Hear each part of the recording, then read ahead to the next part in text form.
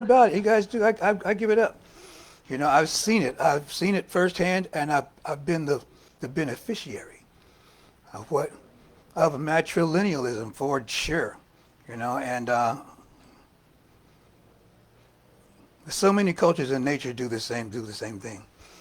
They don't just survive together; they belong to one another. Every clan has its own dialogue, its own dialect, its own signature rhythm, clicks, codes. In other words, they have culture. Culture. So they have culture. This is not instinct. This is not handed down through the genes. This is learned behavior that's passed down generations to generation. They learn their traditions and they learn how to adapt. When we began to hunt them,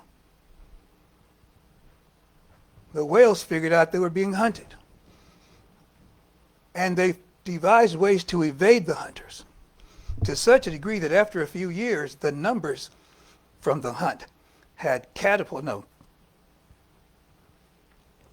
decreased, precipitated, precipitously, thank you, like almost 60%, based on what they were doing alone. And so this lets us know that they communicated what they learned to one another, so they all got the same idea. They have these whales, sperm whales, in every deep ocean around the planet, and they're all learning and they're all growing. And so the author, the person who put the outline together, says if they have enough sense to recognize what to do in an apocalypse, what's our excuse? Some lessons to be learned. Don't be afraid of pressure. The whale goes to pressure just to survive, to eat and to hide. It's an interesting phenomenon, pressure. My father used to tell me, boy, pressure will bust a pipe. That was his letting me know, you got a weak watch, pressure's going to get you, son. But you know, I was a wise Alec, and I would always say, yeah, but it also makes diamonds, Dad. Sometimes in the process of making the diamond that I am, the pipe has burst a few times, if you know what I'm saying. I'm still becoming a diamond, but I have to realize sometimes the pressure is going to get to us. But what the whales know how to do is to hunt the deepest parts of themselves so that they can relax, actually form pods down deep for rest and for protection. We want to learn how to find solace in the deepest parts of ourselves. When I make my tribute right now to Meredith, what she taught me how to do was find solace in the deepest parts of myself. Yes, she picked up a person who was damaged. And I think that's the significant piece I wanted to say, that I was in such bad shape that I didn't know how to break the cycle. Part of me didn't even know I was in a cycle.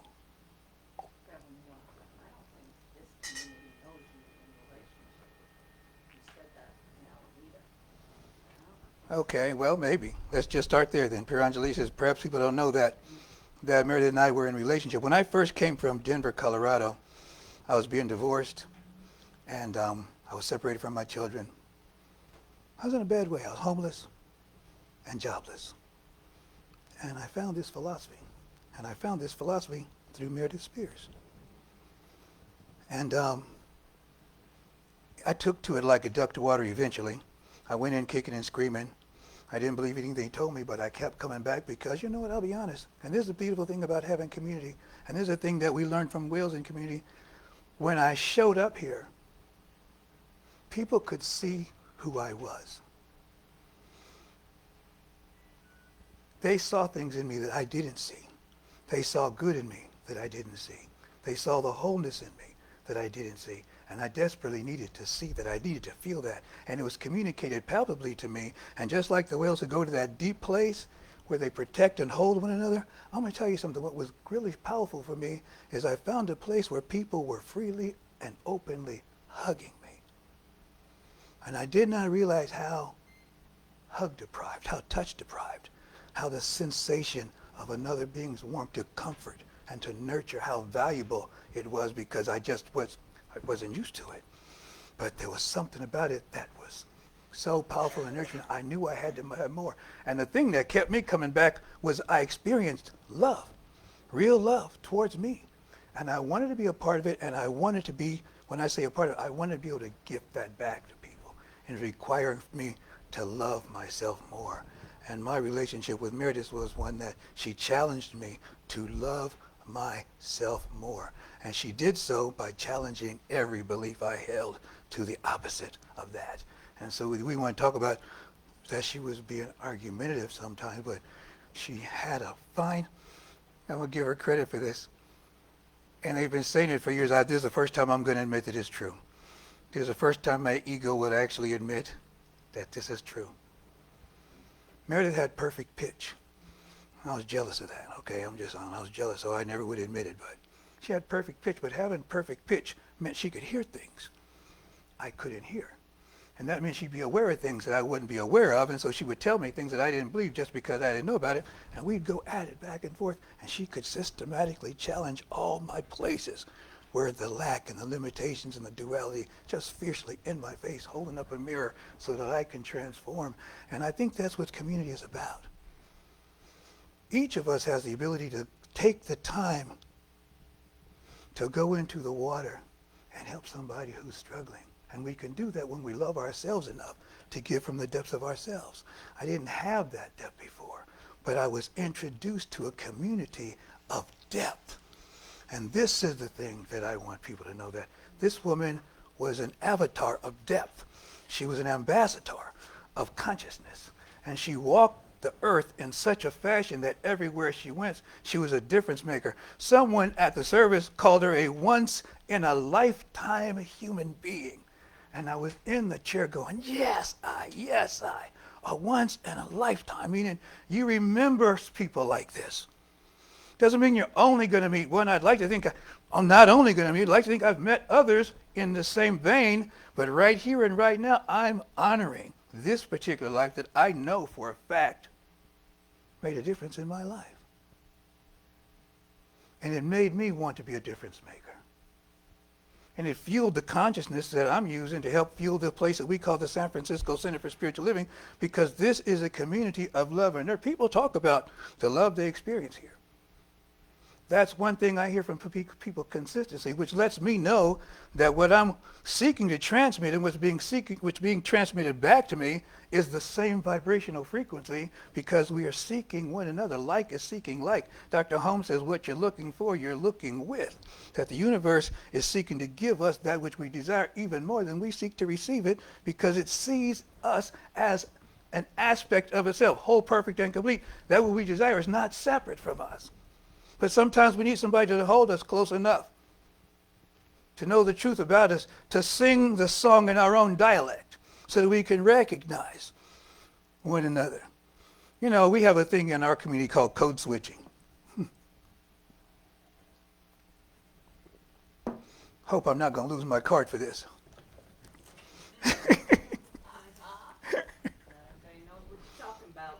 That's why I'm hoping I don't lose my card. I got to break it down.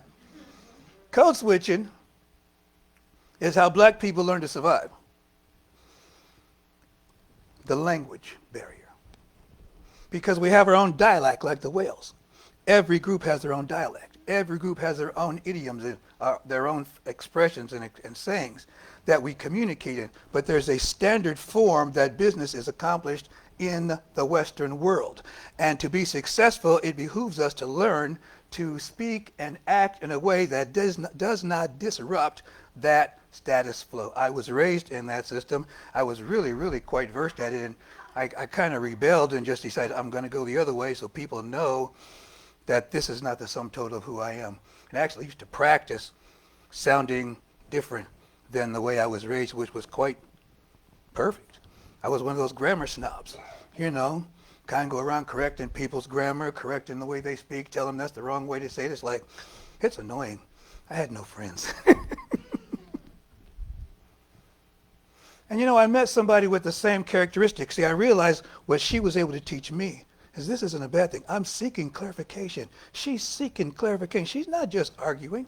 She's trying to reduce it down to principle. And what I'm saying to her, if it doesn't make sense in principle, she keeps asking the question, well, how does this relate to principle? How does the oneness of God support this idea? Because if the oneness of God does not explain it, and I got to tell you, things are flowing together, because all of this, I've been wrestling with my computer with my book is in there. It's like it's in there. I'm trying to get it out. And I realized even this talk is a telltale signs to know you're tripping is one of the chapters. And one telltale sign to know you're tripping is when your consciousness is incongruent with your actions. When there's a conflict within you, when there's a conflict within me, and I realize that something is not measuring up to the idea that God is all there is and I'm one with God. Any place that's happening, I am tripping. I've lost my way. I've been separated from the herd. You see, the predators want to separate us from the herd so they can isolate us. And it's easy to do because in the consciousness of duality, we've been schooled in the idea of rugged individualism, and there's a part of me, especially being a quote-unquote male, that there's so much I have to do and be on my own, almost like accepting help is like an admit of some kind of defeat because I couldn't do it all by myself. I wept recently, quite openly, because I realized, this will be a shocker, I need Piranjali. I knew I liked her. I knew I loved her. I knew I wanted to be with her. I don't need nobody. I don't need nothing. This is what's propelled me. This is a place where duality has taken root in me, and I've nurtured this because part of me believes I'm supposed to be this. This is what a man does, this is what a man is. I know that there's some corrections to this. I know that there's more to it than that. But that idea has taken such a powerful, powerful root that a part of me still held back the place of a deeper connection because I didn't have a consciousness to accept a deeper connection. But you keep working on yourself, and life keeps happening. Life just be life, and Meredith's transition has forced me now. I don't have to be around her for the mirror to be in my face anymore. She's everywhere. That's the thing about people when they move together, that they become ubiquitous. And the relationship is no longer a conversation just one-on-one. You can be anywhere. You start talking to the universe, you can hear them talking to you. And it hit me. Dude, I hadn't had my meds in several days. And it's always bad when I don't. And I just had to accept the fact I'm going to have to let her help me take my meds. I don't know if you understand how intimate a choice that is. I had to accept the fact that there's a level of vulnerability that I still hadn't accessed. Because at the deepest level of vulnerability, there's community. There's people helping us. Nobody gets here by themselves. Everybody's here because someone helped them. Someone's helped me my entire life. I know people help me. I know they help me. I know I've been helped. I know that I'm blessed. Even still, holding on. We have to fearlessly search in the 4 agreements. Don Miguel Ruiz talks about the mitote, that place where we fall out of agreement with the be impeccable with your word, always do your best, don't make assumptions, and the other one. I don't know which 3 I did first. That's what becomes problematic, but you know where I'm going with this. But what is it that keeps us out of that place? Sometimes it's a person, sometimes it's an event, and sometimes it's just a belief that's been inculcated so deep within us that we have difficulty stepping outside of that box. The human being box is quite interesting.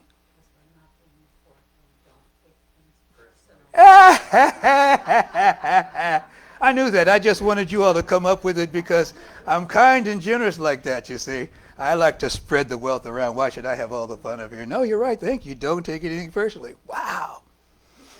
Do you know what's funny? Because it depends. Sometimes I forget a different one. But I don't take things personally. That's the one. And how do you not do that?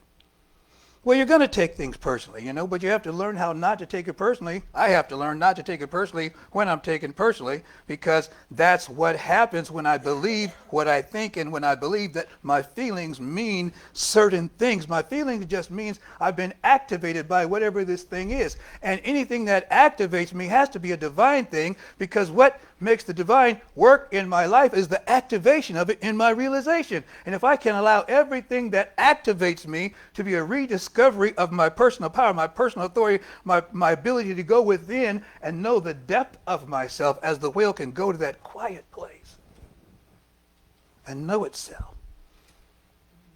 Whales been known to not only protect their own young and protect one another, but they've been known to intercede in the protection of other species. One life is the same as all life. We're all in this together. There's community in this idea. And what whales have, there's community in what we have. And what I received was the introduction to conscious community. I don't think you can give a person a better gift than the introduction to the conscious community. And once I was introduced to it, it's like, okay, I think you're going to be fine now. Just, adios, bitty, that's all, folks. You know? Meaning she broke up with you?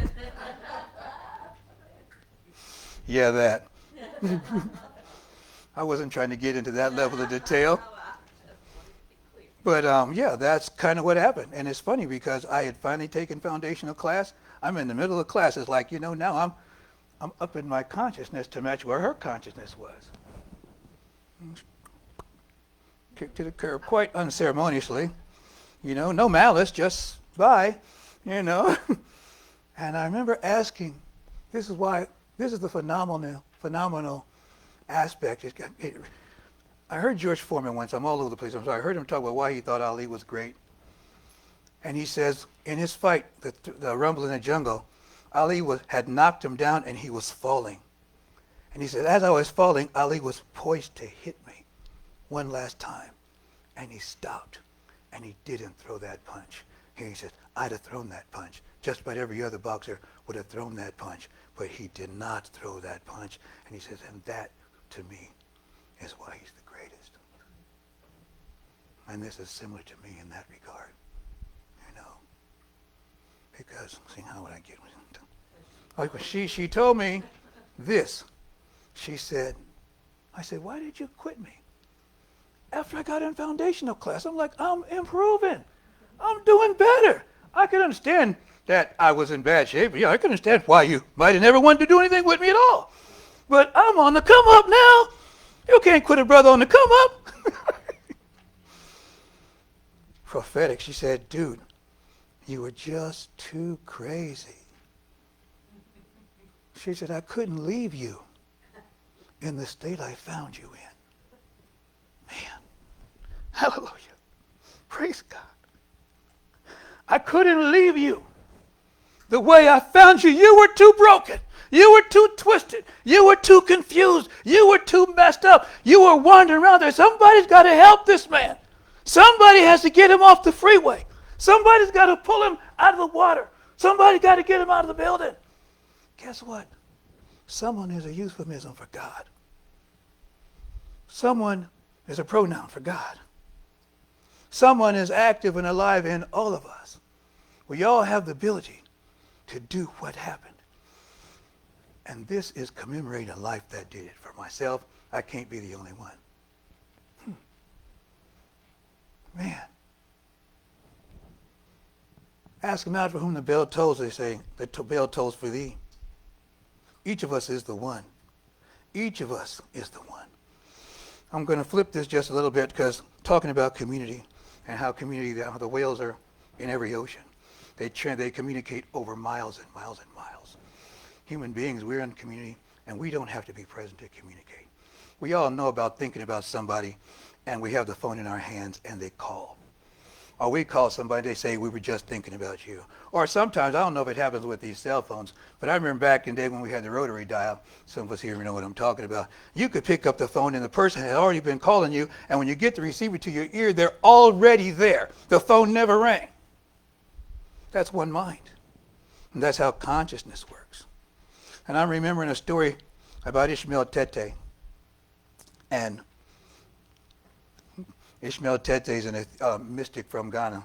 He's got something called the Etherian mission, and his theology is based in nature. It's metaphysics, very powerful, mystical teaching. And Michael Beckwith, who is one of my mentors and friends and brothers, has a big church and or a spiritual center in L.A. called Agape. Most of us know about this place. And he had an entourage going to Ghana. He'd heard about this African metaphysical spiritual church that was similar to what we do here, and he was very, very curious. So Michael, he travels with a group. You know, I say when Jesus came, Jesus was never by himself. Michael, he's got an entourage. You know, he travels that way. It must be nice, and I'm loving it. I'm not saying anything about that, but when he gets there, he doesn't know where this place is. And nobody at the consulate knows where. Nobody can tell him. And it's not very known. I guess they're not trying to promote it. But there's a guy there present. I don't know if he was a janitor, a mail clerk, whoever he was, but he wasn't affiliated with the question, who overheard the conversation and called Michael to the side. Here's one mine. And said, are you looking for the blah, blah, blah? He said, yeah, I'm looking for that. He says, I know exactly where it is. I go there. I'll take you there myself.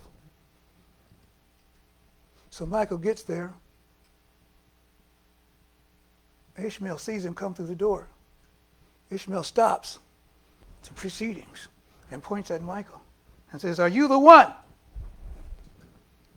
And Michael says, yes, I am the one. Ishmael goes, okay, come on in the back. Let's talk. We're going to see if you're the one. And they began to compare their teachings. Well, we do this, well, we do that too. We believe this, we believe that too.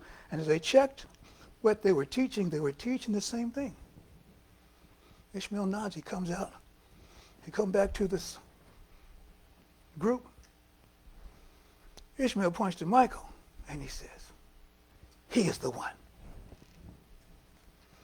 The backstory is the African people have been so colonized and disenfranchised that oftentimes anything that's indigenous to their own culture is second rate and not good enough.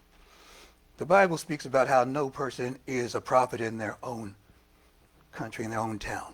Okay, Jesus couldn't heal anybody in Nazareth when he came from your hometown. They know you as them. You're not special. My teacher, Margaret Storr, she went to England to speak, and she talked about how they just bowed down, and she's all the way from California. She said, the further you travel, the more of an expert you become. The 50 miles? Yeah, 50 miles from home, you're a genius. He has said that one day, you all aren't listening to me. You don't believe me. You're not getting it. But one day, someone from the West is going to come here. And when that person from the West comes here, he's going to tell you the exact same thing I'm telling you now, and you will believe him, even though you don't believe me. And so he had already predicted someone was going to come and speak the exact same language. And so when he heard about Michael came and said, are you the one? Michael said, yes, I'm the one. They compared, and then he declares Michael is the one. Guess what that means? I'm doing some obscure reference. I'm trying to catch everybody. Did you see Ghostbusters, original movie? Yeah. Remember the god Zool? They summoned Zool, the great god Zool. And Zool's going to take care of going to zap them all into oblivion.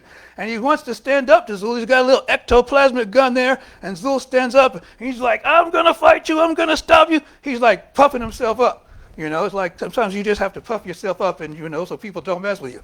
So he's puffing himself up. He's scared, but he's puffing himself up. And Zool says, are you a god? It caught him off guard. He said, am I a god? Well, no, I'm not a god. I'm not a god. And then Zool says, then die. So he says, next time somebody asks me if I'm a god. No, his partner said, dude, next time somebody asks you if you're a god, say yes. Oh, you see where we're going with this here? If the question is, are you the one? Of course you're the one. If you're there, you're the one. You could not be the one and be there, because your very presence makes a difference wherever you are, because consciousness is cause, and your consciousness is always part of the equation, whether you stand back and observe or you actively engage with all ferocity that you have. The question is, what is the consciousness that you're engaging with? Is it coming from fear? Is it coming from love? How are we approaching the world right now? Because we're having an opportunity to go deeper than we've ever gone before. We recognize the patterns of the huntings, quote unquote. Not because there's something out there that I need to protect myself from, but there are systems and things in place that create an atmosphere where I can easily be intimidated and forget who I am. And the only thing that can help me to prosper is to not forget who I am. And it's crazy, this thing came to me, see if I can remember this, just like about survival. Survival's got a bad name. I realize like survival has a very bad name. It should not be considered such a bad thing to survive. Because I just want to survive. No, I don't want to survive. I want to prevail. Well, you have to survive to prevail. If you say you don't want to survive, you can't possibly want to prevail. Because that's what it's based on. Survival activates success. And success is predicated on survival. These things are part of the same system, the same cycle. You can't pick one or the other. So what this means is when we understand this, we take the idea that survival simply means barely getting by. This is like some cosmic jujitsu, okay? It takes it from barely getting by, and now it's transformed into this is the edge of success. This is the dawnings of prosperity. This is evidence that something magical is happening, because if I have survival, that means I have the beginnings of success, because success needs survival in order to prosper. Do you understand what I'm saying? So this means all the areas, the accurate areas of my life where I felt desolate, destitute, downhearted, broken up, all the horrible things that happened where I think that was very like there was that thing about the cat, the poster got one claw. It was back in the days, they hang in there. All the places I thought I was just barely hanging in there, glory to God, it means I was on the precipice of greatness the whole time. And I continue to be on the precipice of greatness. This is what I learned. This is how I grew. This is what changed my life. Someone took the time they couldn't show me. I was too broken for them to stay there and show me. But they said, go that way. Go that way. Just okay is on the way to fantastic. Language is such a powerful technology. And it's been used in ways that help us and in ways that elude us in many, many ways. But when we understand the power of our word, and this is the other agreement. This is the one I love the most. Be impeccable with your word. This means my actions match up with my words. My intention, my words, and my actions are all flowing together. That's congruency. And when that happens, I know I'm in the flow. You know, the salmon, when it's swimming upstream to spawn, the most important thing it can do in its life, it doesn't seek the shallow edges where the current is shallow, because it can get caught up in the shallows.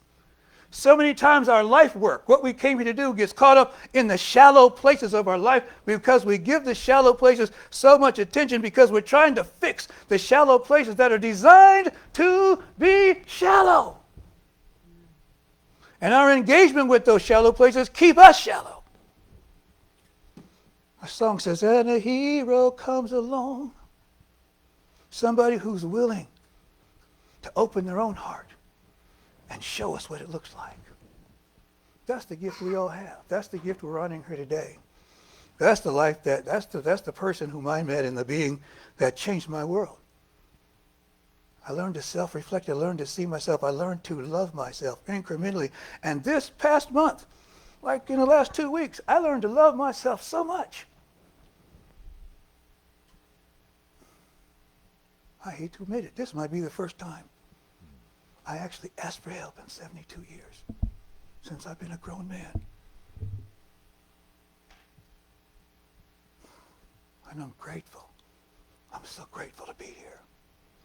I'm so grateful to know that I'm still growing. I'm so grateful to be a part of a conscious community that is allowing me to grow. And I realize you've been real patient. And I'm really, really grateful for the patience. Dude, snap out of it. Meredith told a story. I'm stopping right here, I'm sure. I promise I am. She's a pilot. And she used to parachute. She used to skydive. It's like a courageous person. I'm going to say, you jump out of perfectly good airplanes? I said, one day I'm going to do that. I never have. She got her pilot's license. She talked about how when you go into a dive, if you lose power, You go left rudder or right rudder to at least get you, to stop you from plummeting to the earth. Okay, you got to pull up. And it's easier to go left or right when you pull up. So just to stop the dive. But she goes into a dive, and she begins to panic, and she doesn't know what to do. Ground is rapidly approaching, and she looks to her left. I think she looks to her right. And her old instructor, who has passed away. That's the beautiful thing. Just before my talk, they sang Breath by Sweet Honey in the Rock. The dead have a pact with the living. The dead are not under the earth. It's in the ancestors' breath. She looks to her right. Her old instructor is sitting in the chair, and the instructor turns and looks at her and says 2 words. Left rudder. Like he always said in class. He just said it again. Left rudder. She said, oh, she snaps out of it. Left rudder. The plane pulls up. She figures out how to start the engine again, and she goes on her way. But you know, sometimes we need somebody to tell us to pull up. Sometimes we need a left rudder. And sometimes the person who's telling us that, or the event that's teaching us that, is unpleasant because we haven't been paying attention. And the lessons get increasingly unpleasant because, you know, if I'd taken this rock out of my shoe a mile ago, it wouldn't have hurt as bad. But because I didn't want to change what I was doing, I kept doing what I was doing. I'll get to it eventually. The rock hurts a lot more now. It's the rock of relativity. It's that place where I'm still attached to something that I won't let go. And I had this primal place inside of me. We all have something. I was holding on to what a man looks like in relationship, the way I saw my dad. So gratefully, I've grown. We grow. So where is it? What is it? What can I let go of? Who can I let go? How can I grow? How can I be more of myself? How can I experience the world and not have myself? When I say experience the world, how can I have the world experience the consciousness of the oneness of God whenever I'm present?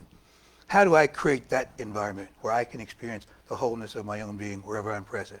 Well, it requires a fearless, searching, moral inventory. It requires a hunting down of the mitote. It requires an understanding that I'm always under construction. It means I'm never listening to whatever I think because I know I don't know what I'm talking about, because what I think has only gotten me to where I'm at right now, and I want to be past where I'm right now. And if I knew how to get past where I am right now, I'd have already gotten past where I am right now. So my thinking only gets me to this point. I have to adopt a new way of being in order to take the leap. And every successful person has taken the leap. Each one will tell you there comes a point where you just have to begin to trust more than you doubt. And gratefully, we have community that trusts us more than our own doubts. That's what we have here. That's what we're worshiping. That's why we come together. That's what the talk is about. That's what Meredith represented for me, because I was introduced to a loving community by a loving person. And I'm loving being a loving being back because of that transformation. I tell people this philosophy didn't change my life. It saved it. I literally became a completely different person as I began, and I'm continuing. You're watching me. I keep just letting go of stuff. I realize, that doesn't serve me anymore. It might take me a moment to get there, but people, we're always under construction. Don't kick yourself. Don't blame yourself. Don't shame yourself. Well, why didn't I figure this out sooner? Because you did it, Blanche. You did it. But you got it now. You see? And I can spend time talking about how long it took me to get here, or I can say, yippee-ki-yay! Go, God, go, because I got it right now. And I'm on fire. I'm on fire. And I'm not the onlyest one. We're all on fire. And we're starting fires wherever we go. The question is, what fire am I starting? Am I sowing more discord? Or am I here to be the peace of this planet? To be the light of truth? To be the wholeness? To be the love? To be the unconditioned one?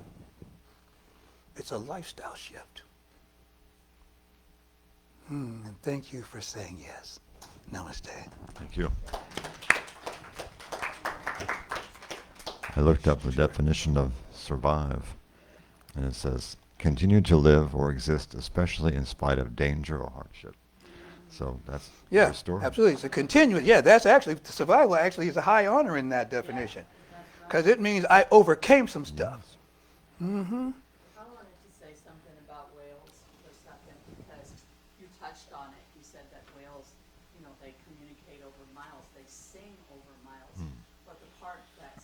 interesting to me about that is they recognize one another Yes. over miles. Over miles, yes. Recognize each other, and that's the beauty of community, is that we recognize one another, that we're not fooled by whatever might be going on in someone, that we can see the spirit in you. Like, I recognize who you are.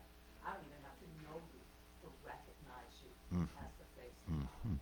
And that's beautiful to me. And the other thing about whales, these magnificent, massive beings, when one of them is wounded or is sick and is starting to sink, is no longer feeling buoyant, Yes. they hold each other up. They literally get underneath the whale and hold it up until it's better. So those moments in our life when we are no longer feeling buoyant, when the pain or the grief or the fear or the confusion feels like it's going to sink us, community, people who love us, can hold us up and keep us buoyant until we can swim again. And that's really, to me, incredibly beautiful about the community of whales and what we can choose in community with one another. So I just wanted to say that. Yeah, thank you. Yeah. They also come up with new songs. Yes. So they don't sing the same song, they always come up with a brand new song to share with one another too. And then they learn it. Yes, They they all learn the it. That's whole, the like, over culture part. thousands of miles Yeah. across there. That whale is now singing the new song. It's incredible to me. Yeah. I'm loving it. We can learn a lot from nature. That's A what- lot. Just keep it going. Consciousness is in the house. Spirit's in the house. And we're all doing this dance together. That's the beautiful thing. I'm a fool. Okay? That's whenever I do the tarot, I'd always pull that card. And I accept it. I enjoy it. You know?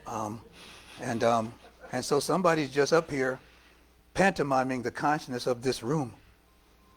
We're all doing it. We're all doing the dance together. It's not just, I'm not the person doing it. There's more to me than just me. Each of us is the collective aspect of who I am. I'm smart enough and wise enough to understand that is why I'm never alone. Community is never being alone. Community is always knowing that right where you are and just as you are, you carry something with you. Like the tortoise who has a shell that's always at home. You carry it with you. This brings us to time of sharing. I'm going to bring Piranjali up. Yeah, to do all of this. I'm going to sit down now. Thank you very much. That microphone, well, we can try it again. See. Now we'll give her this.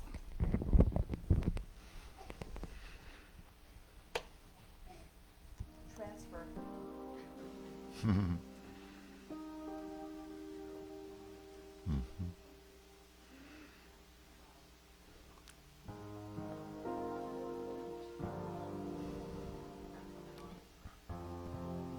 That's number 2.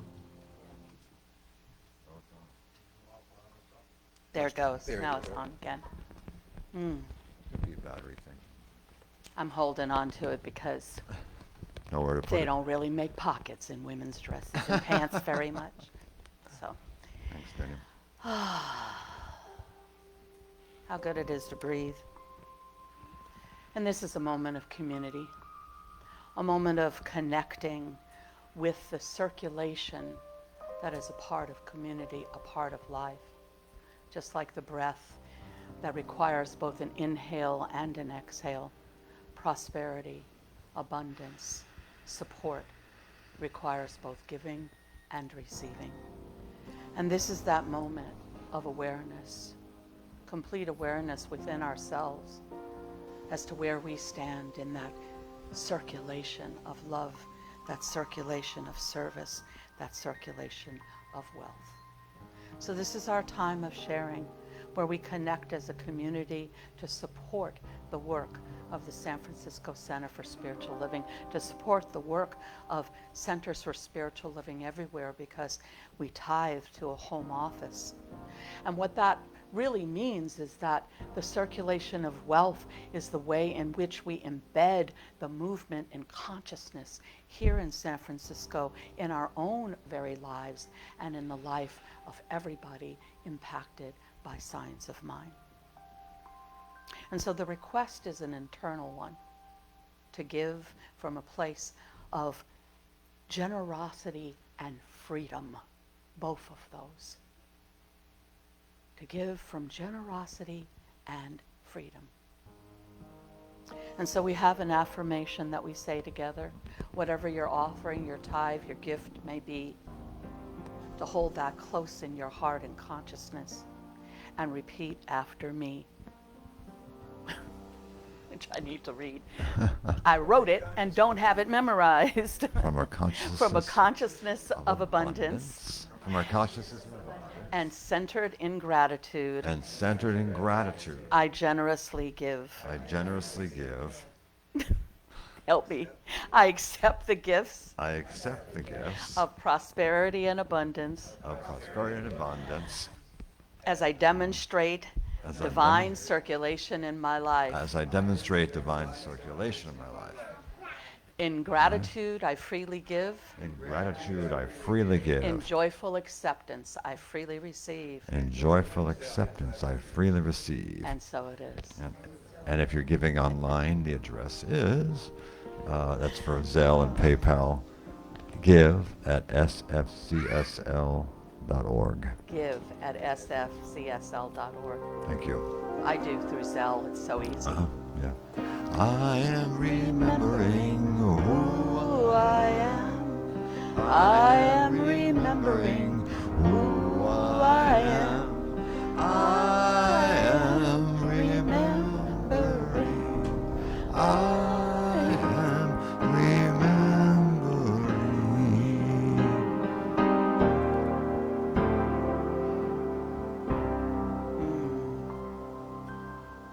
Thank you, Daniel. Remembering who I am means that I'm remembering that everything I experience and everyone I encounter is God expressing. And giving thanks for the generosity of this community, giving thanks for the giver and the receiver. I know that it blesses each and every one of us and continues to grow the consciousness of unity and oneness throughout lifekind. And so in thanksgiving, I simply say, and so it is.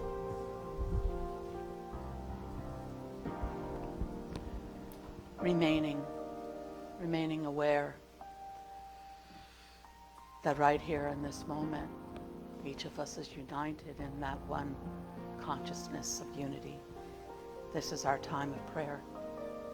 And so I invite each one of us to move into that space of interior awareness, following the very breath to the seat of the soul.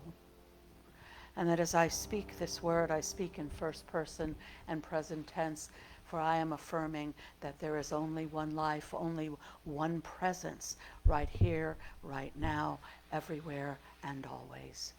That is the presence. That is the life. That is the being we call God. This magnificent divine creator that has birthed all life. God, continuously loving itself into existence, breathing its very breath as the life of all living beings everywhere. God, having raised every mountain. God, that has carved every valley. God, that has rooted every tree and causes all waters to flow. This same life is breathing my breath. This same life is beating my heart in a rhythm and a synchronicity with all life everywhere. I am one, inseparable from that which has created my life. One with all beings I encounter. The allness of God encompasses every experience, all those that I have had, all those that I am currently experiencing, and all those coming into life through consciousness. I stand firmly rooted in the soil of divine surrender. I accept the power, the presence, the energy, the flow, and the grace of God moving through every aspect of my life.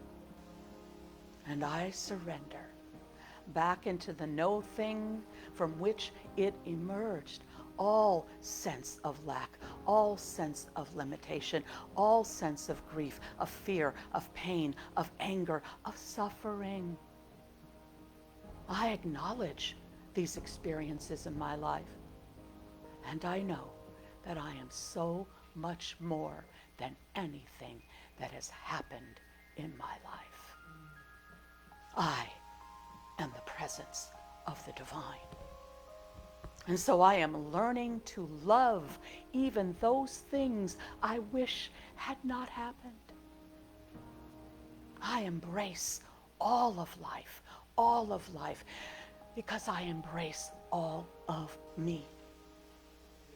And I allow the community of spirit to create buoyancy in my life when I feel that I am sinking. I call upon the love of those that love me to give me strength. And I am grateful. I am grateful that I can be that strength, that I can keep others buoyant. So great is the power of God in my life that it has brought me to this moment, to this place, to this now. How magnificent is life? Joy, abundance, health, vitality, energy of love, unlimited. And so in gratitude, in deep thanksgiving, I surrender this word. I release it fully and completely to the immutable law of perfect manifestation.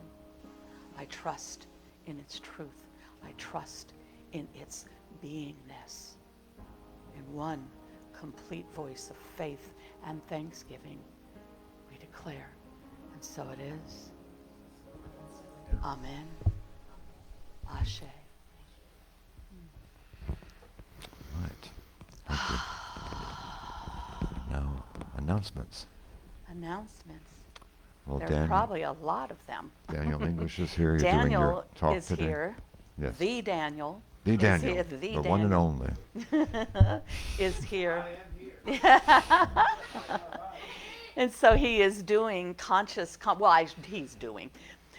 he's facilitating and in our community conscious conversations at the close of this service. The close of this service. And that means that we come together and Daniel guides and leads us through conversation with one another about principle, about spiritual practices, and we just find a place to connect to that. Do you have something particular today, Daniel, or is it?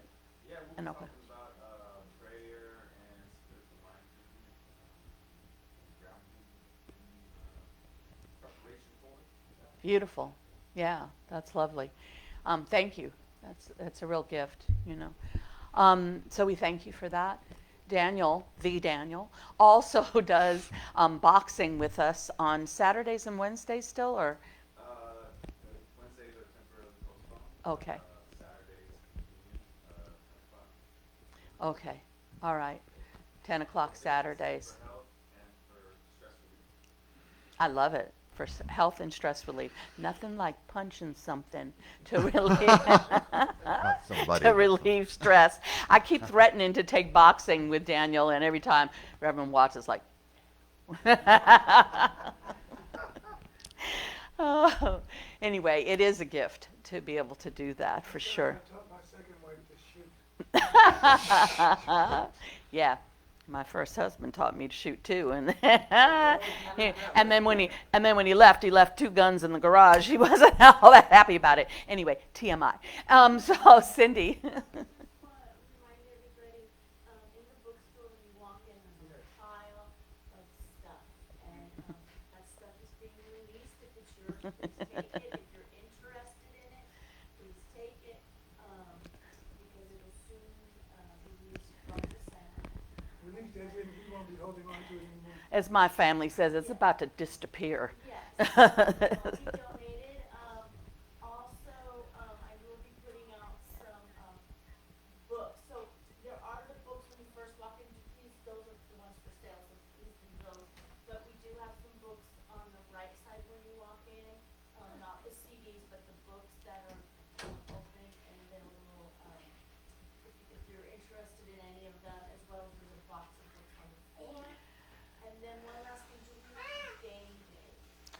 Yes, I'm trying to remember what it was. We decided on the last core council.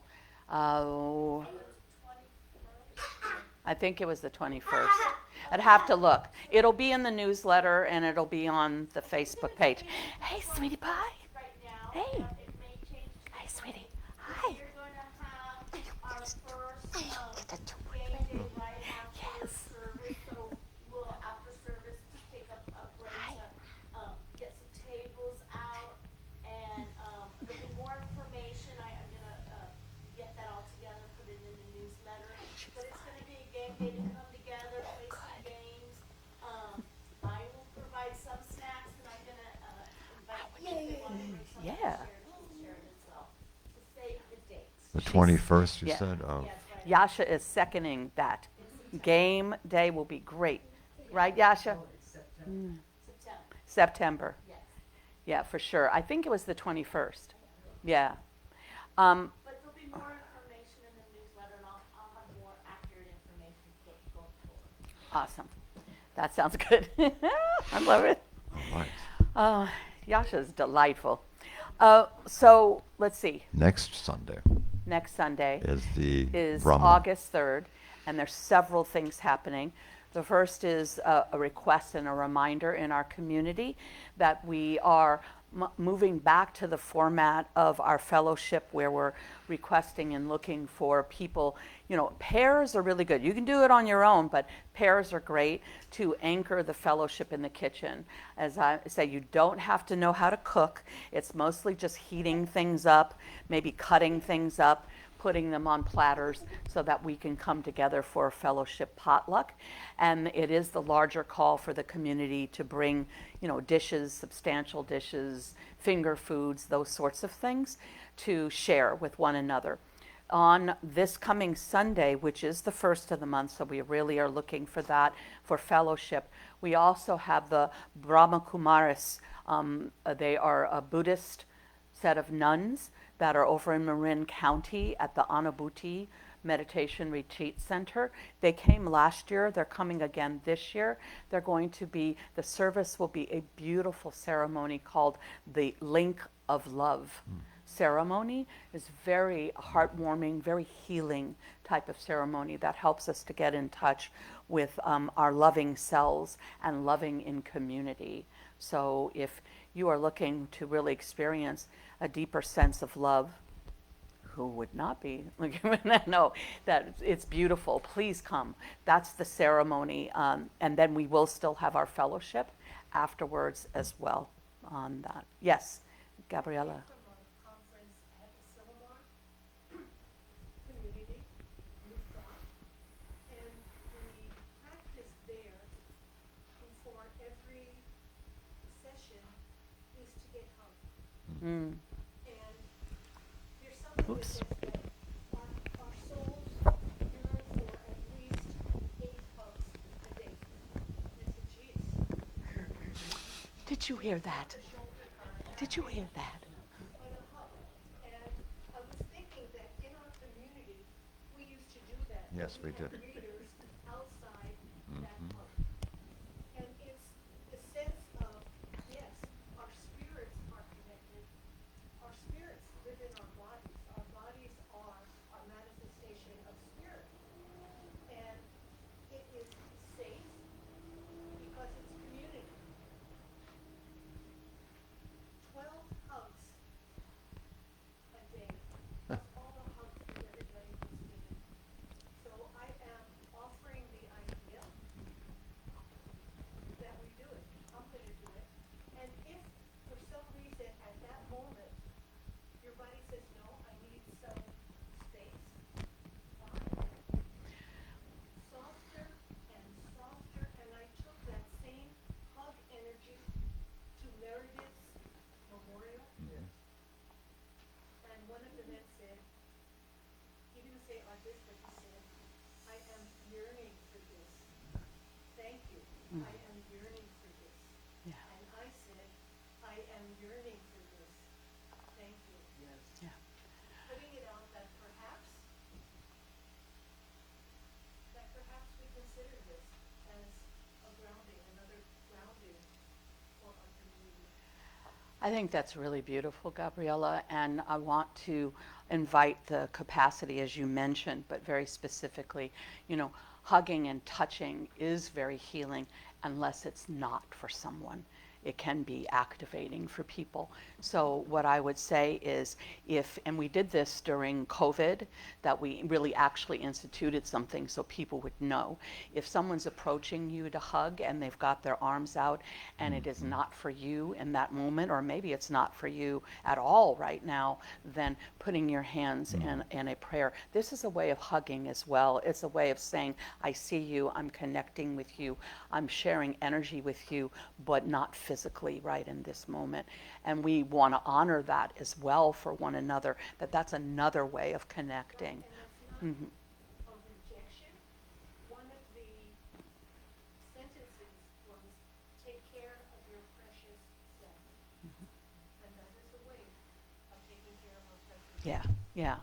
So without judgment for whether or not you're a big hugger, or in the moment you're just wanting to share energy with another person, but not in the physical realm at that moment. We want to honor that. I think that's beautiful if we can have that capacity, because it can be very difficult for someone to very press on them physically, and it isn't what you wanted in the moment and you didn't know how to say that. So this would be the alternative.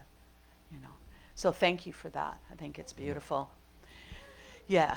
So I want to acknowledge some people, Ella, for doing the sound system today, and it wasn't as easy as we keep saying that it is, but nothing to do with you. It was our Wi-Fi kind of glitching today, but there is a call for helping with that, and many different people have done it. So Ella has done it before, Daniel has done it before, Reverend Amy Jo has done it, Nikki's done it, Charlotte's done it, several of us. So I'm naming all those individuals because I want you to know that that's how simple it is to actually really operate fairly easily. And I'm probably missing some people, but there is a call for help with that. There's a sign-up sheet in the back. Normally Eve does it, but she's off somewhere in the world dancing. So, we do need people who can step in to do that on Sundays, and thank you for that. The sign-up, as I said, is in the back. Also, coming up soon will be a class in September. We've scheduled it for some time toward the later part of September, and that class is called The Mystical Path. It is a certificated Science of Mind Centers for Spiritual Living course, and it's looking at mysticism across many different religious traditions. So looking at Islamic mysticism, which is Sufism, looking at Judaic mysticism, which is centered in the Kabbalah, looking at a number of different Christian mysticism, etc. So there's a real capacity for people bringing however you connect to mysticism also to the class. It will be online. It's 8 weeks long. Be looking for a flyer very soon, and it will also be on Facebook and in the newsletter as well. It's going to be taught by Reverend Muwata, by practitioner Lena Chavez Soria, and myself. So we're really wanting that to be a real gift for ourselves in our center. The other will be, we're looking to do a workshop, not sure of the date yet because the core council and practitioner core are going to be experiencing that workshop together first, and then we're going to present it to the community, called Living from the Overflow. And so we're actually organically creating it as a core council and as a practitioner core together, looking at how do we fill ourselves and then live from that place of being full in spirit, especially in those moments where we're feeling depleted. How do you refill? So those things are happening as well soon. Yes. No, actually you don't, because it's grown so large with wonderful people all having the same idea that there's a large group now that needs to try to connect and coordinate. But here's the basic outline, is that many of us, it's like all rivers flow into one. Well, these many different rivers have flown right to the outlet of the kitchen, and we are needing to schedule a time to clean out to purge and to renew our kitchen space. And I think there's now about 6 of us that are looking to do that. So we're still looking to find a date to connect and clean that out. If you're interested in that, if that's something that you really like and it inspires you to clean and organize, I like the results, but I'm going to be there to help with the process. But I much prefer the results than the work. Some people love the work of that. I admire those folks, right?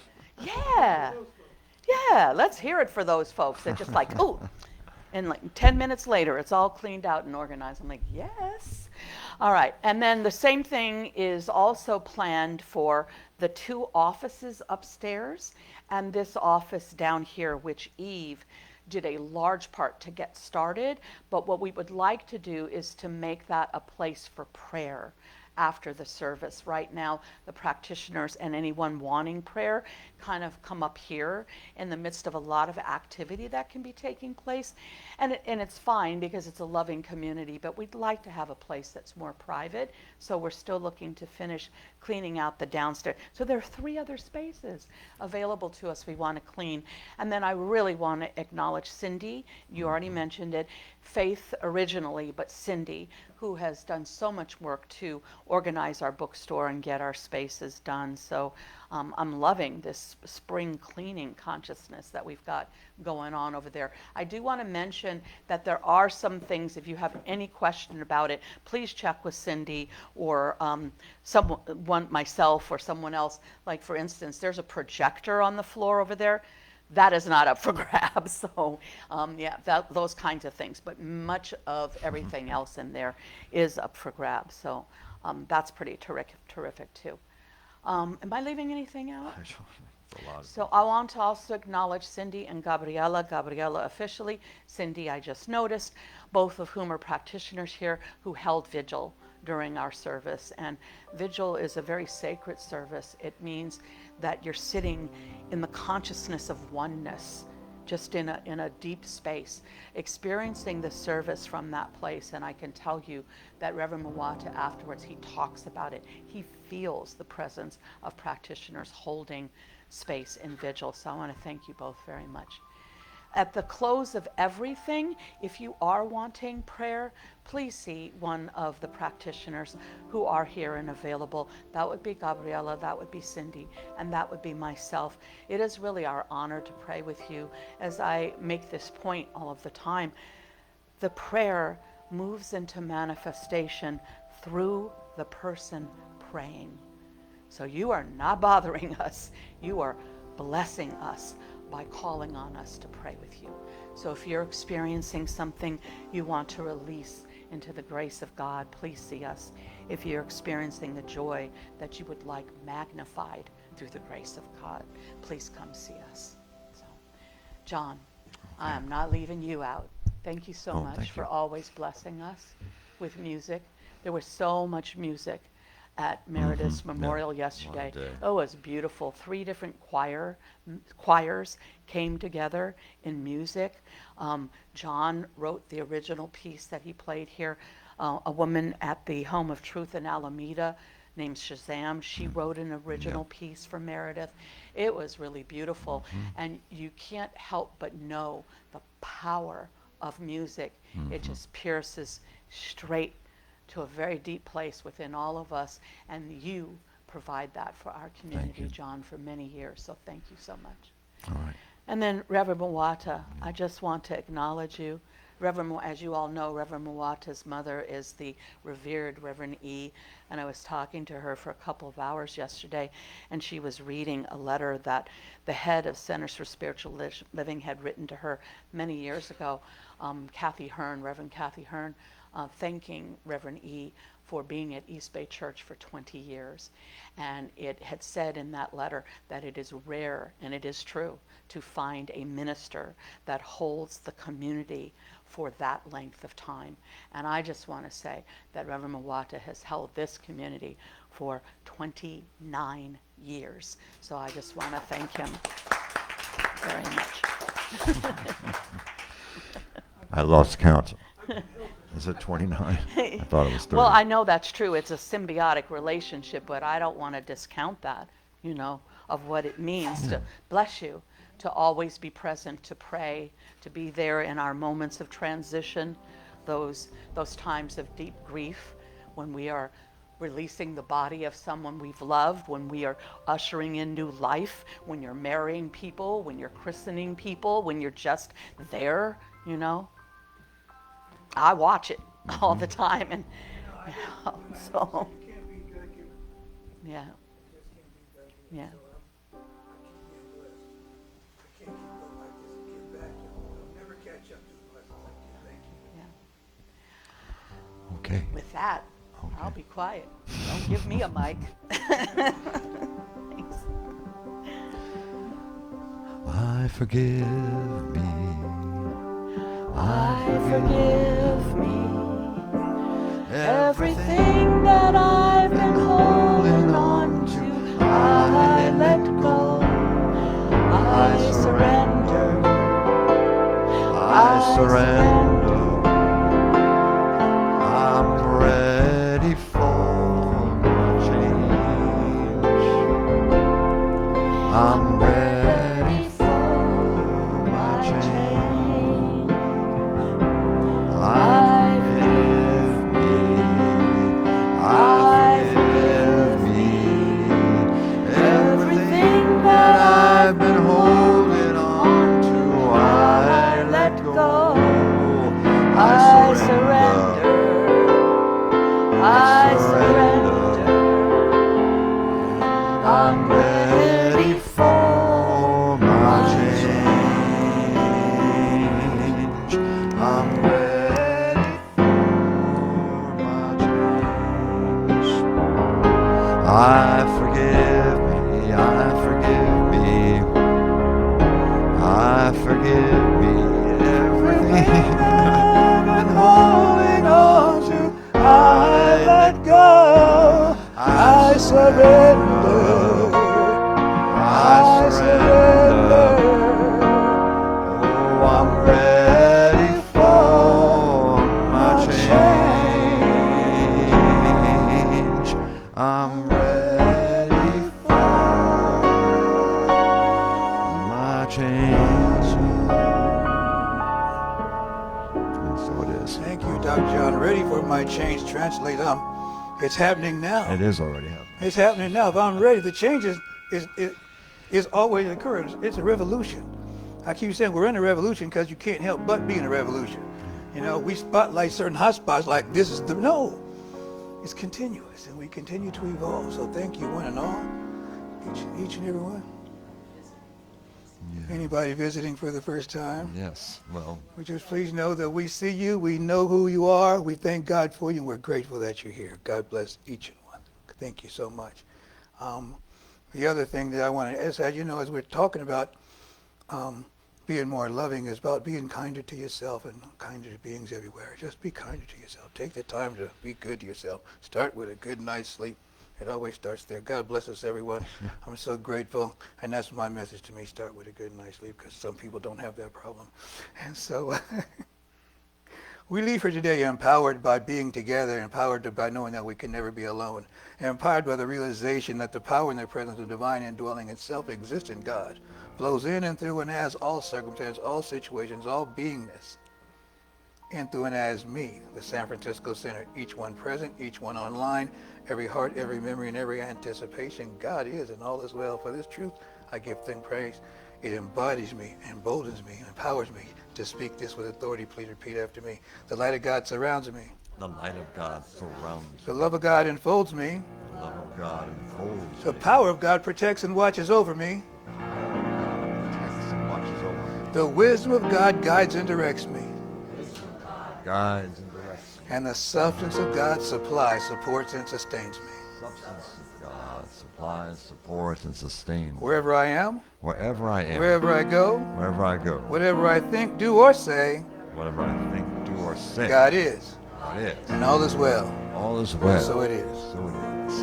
Let's gather in a circle, and we're going to sing, I Am the Place Where God Shows Up.